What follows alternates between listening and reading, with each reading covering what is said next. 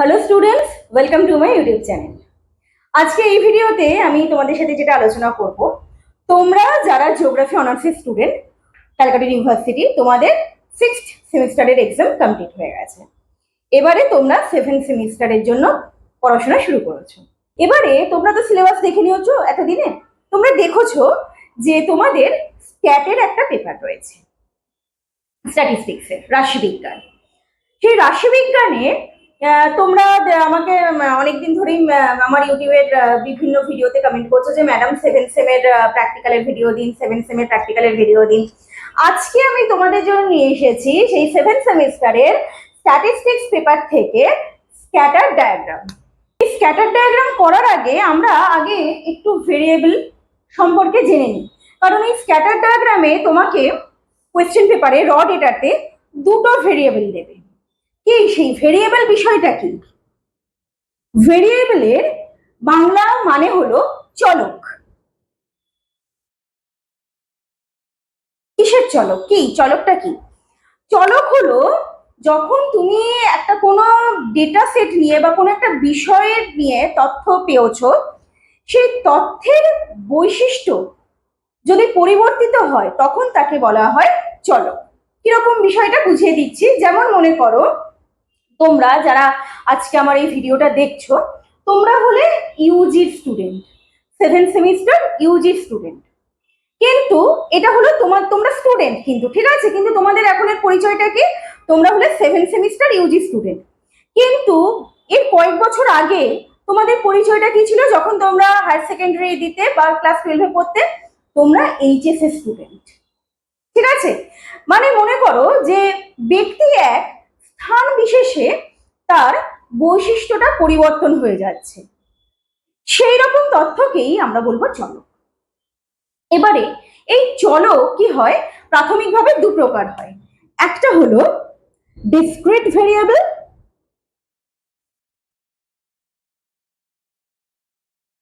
আর একটা হলো continuous variable.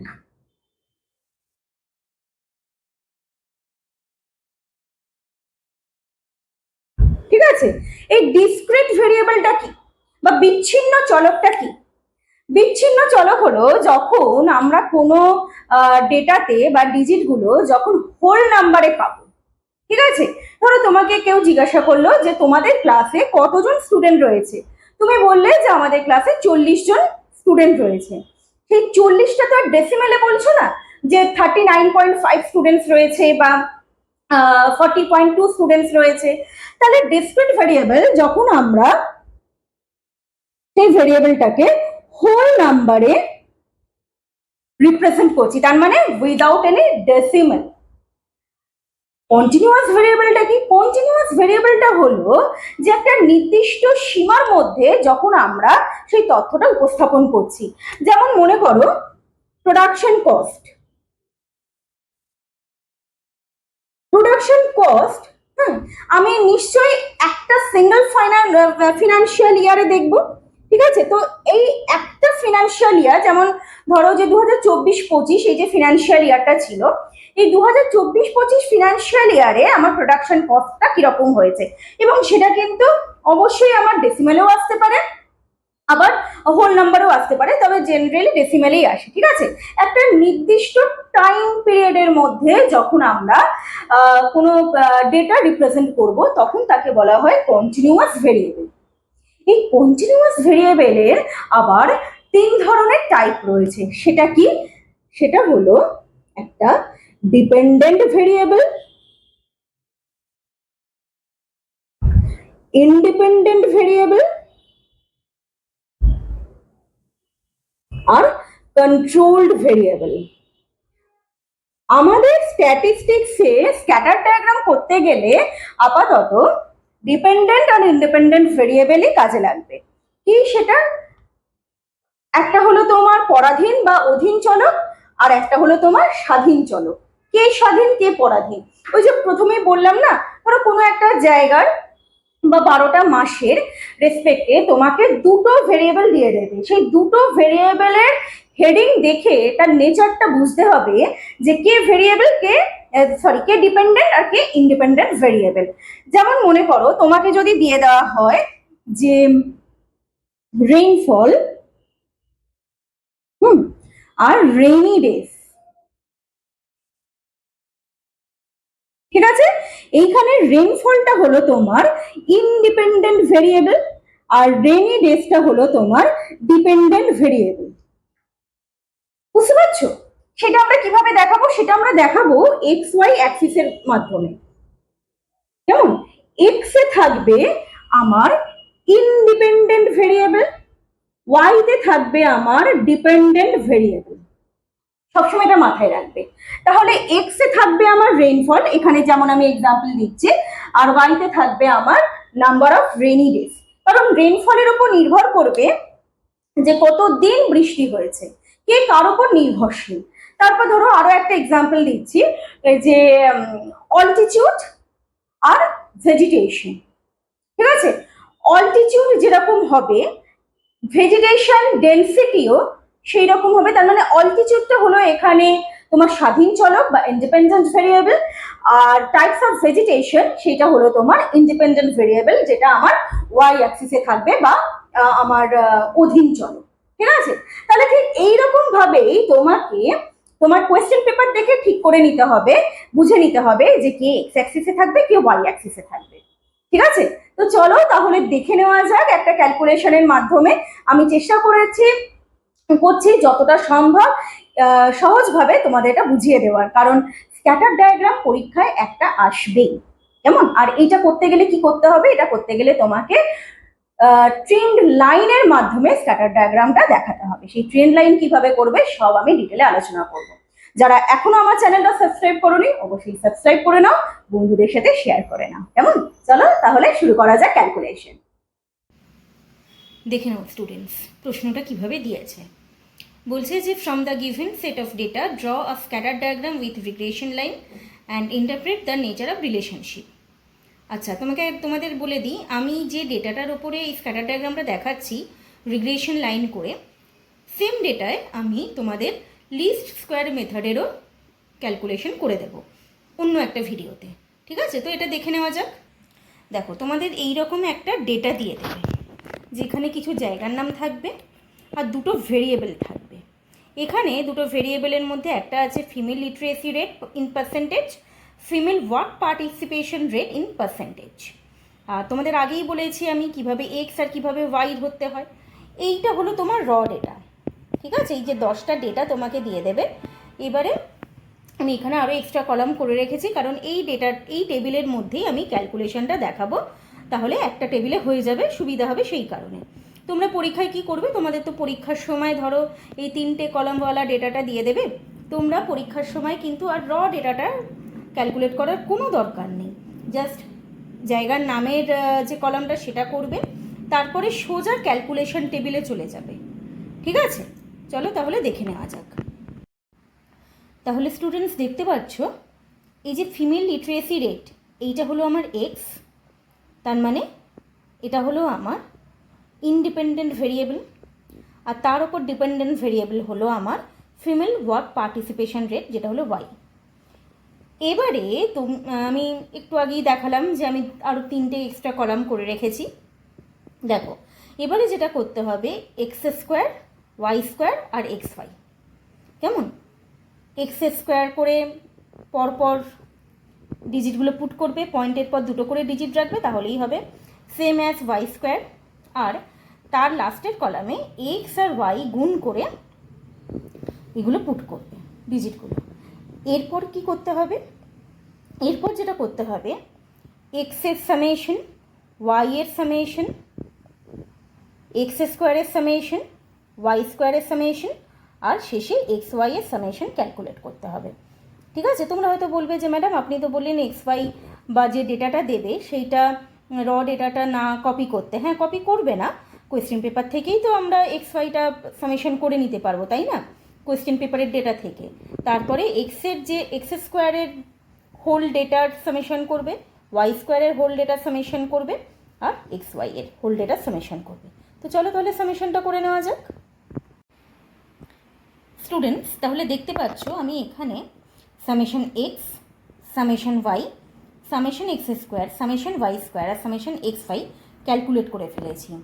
এইবারে আমাকে লিনিয়ার রিগ্রেশনের ফর্মুলায় যেতে হবে। দেখো, লিনিয়ার রিগ্রেশনের ফর্মুলা হলো yc = a + bx। আগে আমাকে বি এর ভ্যালু ক্যালকুলেট করতে হবে, বি এর মান বার করতে হবে। তার ফর্মুলাটা কি? Summation xy minus summation x into summation y divided by n। এখানে n মানে হলো তোমার যে কটা ডেটা থাকবে, সেটা 10টা হোক বা 12টা হোক, কেমন? তারপরে divided by summation x² minus summation x এর whole square divided by n। আবার কিন্তু সেই 10টা কিংবা 12টা ডেটা। তোমরা এখানে খেয়াল রাখবে কোন জায়গাটায় সামেশন x অনলি হচ্ছে, কোন জায়গায় সামেশন x² পুট করতে হচ্ছে, বা কোন জায়গায় সামেশন x এর হোল স্কোয়ার করে পুট করতে হচ্ছে। তাহলে চলো তাহলে এবারে দেখে নিই।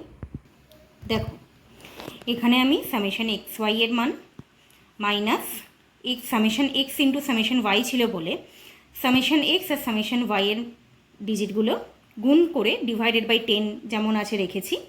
সেম অ্যাজ এখানে 41517.62 হলো সামেশন x² এর মান মাইনাস সামেশন x এর whole square divided by 10, n মানে 10। এইবারে এটাকে ক্যালকুলেট করতে হবে। তোমরা একদমই পুরোটা করবে না একসাথে, স্টেপ বাই স্টেপ করবে। প্রথমে কি করবে? প্রথমে আগে এই যে সামেশন x আর সামেশন yকে গুণ করে 10 দিয়ে ভাগ করে নাও। তারপরে এই সামেশন x হোল স্কোয়ারকে 10 দিয়ে ভাগ করে সেই ডিজিটগুলো পুট করো। দেখো, এখানে কিন্তু আমি 18019.04 যেমন ছিল রেখে দিয়েছি। এইটাকে ভেঙে এসেছে 1750.7.78। নিচেও তাই 41517.62 রেখে দিয়েছি যেমন ছিল। এই যে 634.34 এর হোল স্কোয়ার করে 10 দিয়ে ভাগ করে যে ডিজিটটা এসেছে সেইটা রেখেছি। এবারে এই দুটো মাইনাস করে যা আসবে সেটা ডিভাইড করব। দেখো, আমরা এইভাবে বি এর মান পেয়ে গেলাম। পয়েন্টের পরে দুটো ডিজিট নেবে, পয়েন্টের পর অনেকগুলো ডিজিট আছে, তো পয়েন্টের পর দুটো ডিজিট নিলেই হবে। বি এর মান এসেছে 0.39। ঠিক একইভাবে আমরা এবারে এর মান পেয়ে যাব। দেখো, আমাদের লিনিয়ার রিগ্রেশনের ওয়াইসির ফর্মুলা কী ছিল? yc = a + bx। যেখানে আমি বি এর মান পেয়ে গেছি, ঠিক আছে, এবারে এর ভ্যালু আমি পেয়ে যাব। দেখো, এর মান বার করার ফর্মুলাটা হলো y var minus bx var। তার মানে আমাকে y এর মিন বার করতে হবে, x এর মিন বার করতে হবে। তার ফর্মুলা কি? y এর মিন বার করার জন্য summation y divided by n, same as x এর মিন বার করার জন্য ফর্মুলা হলো summation x divided by n। তাহলে আমি y var আর x var পেয়ে গেলাম। আর n মানে তো জানো যে সেটা হলো 10, আমার যে কটা ডেটা দিয়েছে। দেখো, y এর যে ডিজিটটা আমরা পেয়েছি y var এ 27.6 মাইনাস b এর ডিজিট তো আমরা পেয়ে গেছি আগে 0.39 গুণ x এর মিনের ভ্যালু 63.43। তাহলে স্টুডেন্টস দেখো, আমার এর মান বেরোলো 2.87 আর বি এর মান বেরোলো 0.39। এবারে আমরা পিয়ারসনের মেথডে আর এর ভ্যালু, স্মল আর যেটা, সেই আর এর ভ্যালু আমরা ক্যালকুলেট করব। স্টুডেন্টস দেখে নাও, আমরা এই যে পিয়ারসনের মেথডে আর এর ভ্যালু ক্যালকুলেট করব, তার ফর্মুলাটা হলো summation xy minus summation x into summation y divided by n whole divided by root summation x² minus summation x এর whole square divided by n into again root summation y² minus summation y তার whole square divided by n। তোমরা এই ভিডিওটা একবার pause করে ফর্মুলাটা লিখে রাখো। একটা জিনিস খেয়াল করছো, এই যে summation xy minus summation x into summation y divided by n, তোমরা একটু ব্যাকে গিয়ে দেখো, ঠিক yc = a + bx এ আমরা যেভাবে বি এর মান বার করেছি, ঠিক বি এর ফর্মুলাটা না? তাহলে সেক্ষেত্রে দেখো, আর কিন্তু এখানে সবকটা ডিজিট বসিয়ে লেখার কোনো দরকার নেই। দেখো, আমরা এখানে এই যে ফর্মুলাটা চিনতে পারছো, ঠিক আছে? এবারে এখানে এই যে বি এর মানে এই যে summation xy minus summation x into summation y divided by n করে যে ডিজিটটা পেয়েছি ক্যালকুলেট করে 511.26, আমরা একেবারে ওটাই লিখে দিই, আমাদের সময়ও বেঁচে যাবে, তাই না? দেখো, এই রুট সামেশন এক্স স্কোয়ার আমার যেটা ছিল সেটা বসিয়ে দিয়েছি, summation X whole square divided by N করে যেটা হয়েছে সেটা মাইনাস করার জন্য পুট করেছি। রুটটা দিতে ভুলবে না। একই রকমভাবে summation Y square minus summation Y এর whole square divided by N করেছি। দেখো মাইনাস করার পরে আমার এই দুটো ডিজিট এসেছে। রুটটা অবশ্যই রাখবে। এবারে রুটটা আমরা তুলে দিয়ে দেখি, পুরোটা ক্যালকুলেট করে নিই। দেখো আর এর ভ্যালু তাহলে আমার বেরোলো 0.66। আর এর ভ্যালু মনে রাখবে সবসময় কিন্তু একের কম হবে, এক তো হবেই না, একের বেশিও নয়, কেমন? এবারে আমরা ট্রেন্ড লাইন ড্র করার জন্য সেই ফর্মুলাটা দেখে নিই। দেখো মনে আছে আমি প্রথমেই ওয়াই সি ইজিক্যাল টু এ প্লাস বি এক্স করে এর ভ্যালু বি এর ভ্যালু ব্যবহার করেছি। দেখো আমাকে ট্রেন্ড লাইনের জন্য তো দুটো পয়েন্ট দরকার, তো দুটো পয়েন্ট দরকার বলে আমাকে দুটো এক্স নিতে হবে। এ আর বি এর ভ্যালু তো আমি বসিয়ে দিয়েছি, তো দুটো এক্স কোথা থেকে নেব? দেখো আমার যে র ডেটা ছিল, র ডেটাতে তো আমার 10টা ডেটা দেওয়া ছিল, ঠিক আছে, 10টা এরকম ডেটা ছিল। তো সেখান থেকে আমি সেকেন্ড এক্স মানে বি এর এক্স আর নিচ থেকে আমি আই এর এক্সটা নিলাম। তোমরা চাইলে প্রথমের এক্স আর লাস্টের এক্সও নিতে পারো, এটা চয়েস তোমাদের, কিন্তু একদম কাছাকাছি দুটো এক্স নেবে না, তাহলে ট্রেন্ড লাইনটা তোমার ঠিকঠাক আসবে না। খুব ভালো হয় সেকেন্ড এক্স, প্রথম থেকে সেকেন্ড এক্স আর শেষের দিক থেকে সেকেন্ড এক্স নিয়ে ক্যালকুলেট করবে। দেখো স্টুডেন্ট, আমি ট্রেন্ড লাইন ড্র করার জন্য দুটো এক্সের ভ্যালু পেয়ে গেলাম। চলো তাহলে এবারে তোমাদের ডায়াগ্রামটা করে দেখাই। স্টুডেন্টস, এবারে আমাদের গ্রাফটা রিপ্রেজেন্ট করতে হবে। গ্রাফের এক্স অ্যাক্সিসে মানে এখানে এক্স অ্যাক্সিসে থাকবে আমার ফিমেল লিটারেসি রেট, আর ওয়াই অ্যাক্সিসে থাকবে আমার ফিমেল ওয়ার্ক পার্টিসিপেশন রেট। কারণ এক্স অ্যাক্সিসটা হলো আমার ইন্ডিপেন্ডেন্ট ভেরিয়েবল, আর ওয়াই অ্যাক্সিসটা হলো আমার ডিপেন্ডেন্ট ভেরিয়েবল, তাই না? চলো তাহলে দেখে নেওয়া যাক। এবারে দেখো আমার এক্স আর ওয়াই অ্যাক্সিসে কিন্তু দুটো আলাদা স্কেল ধরতে হবে। কেমন? দেখো এক্স অ্যাক্সিসের হাইয়েস্ট আমি এখানে দেখতে পাচ্ছি 79.50 এইচ ব্লকে, আবার সেই ব্লকেই আমার মানে ওয়াই অ্যাক্সিসের জন্য মানে ফিমেল ওয়ার্ক পার্টিসিপেশন রেটের জন্য হাইয়েস্ট আছে 33.55। তাহলে স্টুডেন্টস তোমরাই বলো, আমি যদি এখানে আমি তো 10 সেন্টিমিটার বাই 10 সেন্টিমিটার গ্রাফটা ড্র করব, তো সেখানে যদি আমি ওয়াই অ্যাক্সিসে 4 করে স্কেল ধরি তাহলে আমি ইজিলি 33.55 শো করতে পারবো। সেম অ্যাজ 79.50 যেটা রয়েছে আমার হাইয়েস্ট স্কেল মানে female literacy rate for x Axis, তার জন্য আমি স্কেল কত ধরতে পারি? সেক্ষেত্রে 8 করে ধরলেই আমি কিন্তু 79.50 পর্যন্ত দেখাতে পারবো। চলো তাহলে দেখে নেওয়া যাক। দেখে নাও স্টুডেন্টস, এইভাবে আমি এক্স আর ওয়াই অ্যাক্সিসটা রেডি করে নিয়েছি। আমাকে কি করতে হবে? আমাকে করতে হবে, মনে করো এ যে ব্লকটা রয়েছে, এ ব্লকে এক্স যতটা যাবে ঠিক তার রেসপেক্টে আমাকে ওয়াই উপর দিকে পুট করতে হবে। তুমি যদি এ ব্লকটা খেয়াল করো তাহলে দেখবে সেই এ ব্লকে এক্স এর ভ্যালু ছিল 67.65। আমি স্কেল ধরেছি কত? 8। তাহলে 8 দিয়ে 67.65 ডিভাইড করলে হচ্ছে 8.45। তুমি স্কেলটা বসিয়ে এখান থেকে, আমার হয়তো একটু এদিক ওদিক হতে পারে কারণ আমি এক হাতে ফোন আর এক হাতে পেন ধরে কাজ করছি, তো 8.45, ঠিক আছে? তাহলে এইখানে এই জায়গাটা ভালো করে একটু দেখে নাও, 8.45 হবে এই জায়গাটা, ঠিক আছে? তার রেসপেক্টে ওয়াই এর ওই একই জায়গাতে মানে এ ব্লকের ডিজিটটা ছিল মানে যে ডেটা ছিল 18.02। আমার স্কেল ওয়াই অ্যাক্সিসের স্কেল কত? ওয়াই অ্যাক্সিসের স্কেল হলো 4 দিয়ে ডিভাইড করলে হচ্ছে 4.5। তাহলে দেখো আমার এক্স এর যা ডিজিট ছিল তাকে 8 দিয়ে ভাগ করে হয়েছিল আমার 8 পয়েন্ট সামথিং, আর এখানে হয়েছে 4.5, ঠিক আছে? তাহলে ঠিক যেখানে আমার 8.4 হয়েছে সেখানে 4.5 পুট করবো। দেখে নাও তাহলে এই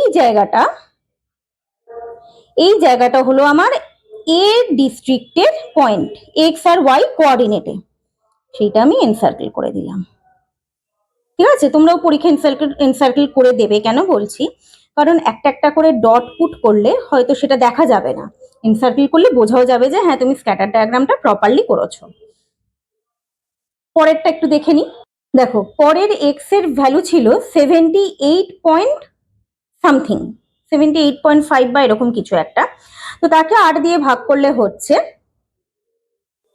এক্স এর জায়গায় 9.84, তাহলে আমার 9.84 হলো এইখানে।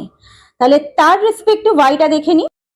বি ডিস্ট্রিক্টের ওয়াই ছিল 33.89, তাকে 4 দিয়ে ডিভাইড করলে আমার হচ্ছে 8.4। তোমরাও কিন্তু ক্যালকুলেটারে একটু দেখে নেবে। ঠিক আছে, তাহলে সেই কোঅর্ডিনেট অনুযায়ী, এক্স এর কোঅর্ডিনেট অনুযায়ী আমার তাহলে 8.4 হচ্ছে এখানে, কেমন? তাহলে এটাও এনসার্কেল করে দেবে। এইভাবে পরপর স্ক্যাটার গুলো চলো আমরা পুট করে নিই। দেখে নাও তোমরা, আমার এক্স আর ওয়াই এর ডিজিটের রেসপেক্টে স্ক্যাটার ডায়াগ্রামটা কমপ্লিট হয়ে গেছে, ডটগুলো আমি বসিয়ে নিয়েছি। এবারে আমাকে ট্রেন্ড লাইন ড্র করতে হবে। ট্রেন্ড লাইন ড্র করার জন্য দেখো এখানে আমি দুটো এক্স এর ভ্যালু আলাদা নিয়েছিলাম, একটা হলো 78.35 আর একটা হলো 71.37। তার রেসপেক্টে একটা ওয়াই হয়েছে 33.42 আর একটা ওয়াই হয়েছে 30.70।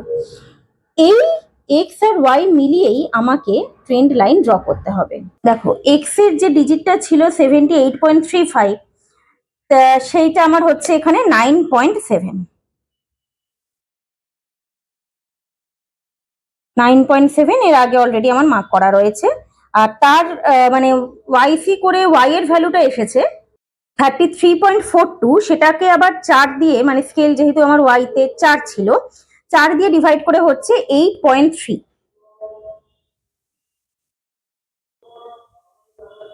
দেখে নাও স্টুডেন্টস, সেই পয়েন্টটা এসেছে আমার এই যে এইটা, যেটা আমি একটা ছোট্ট স্কোয়ার করে দিয়েছি। হ্যাঁ, এরকম পয়েন্ট একটার সাথে একটা এরকম মানে ওভারল্যাপ করতেই পারে, কিন্তু তোমরা ভালোভাবে সেটা এনসার্কেল করবে যাতে তোমরা পরবর্তীকালে বুঝতে পারো। ঠিক একই রকম ভাবে নেক্সট ওয়াইটাও আমরা দেখে নিই। দেখো আমার দুটো ওয়াই এর ভ্যালু প্রায় কাছাকাছি এসেছে। ঠিক আছে, তো কি করব, এটাকে আমি একটা স্ট্রেট লাইন দিয়ে জয়েন করে দেব।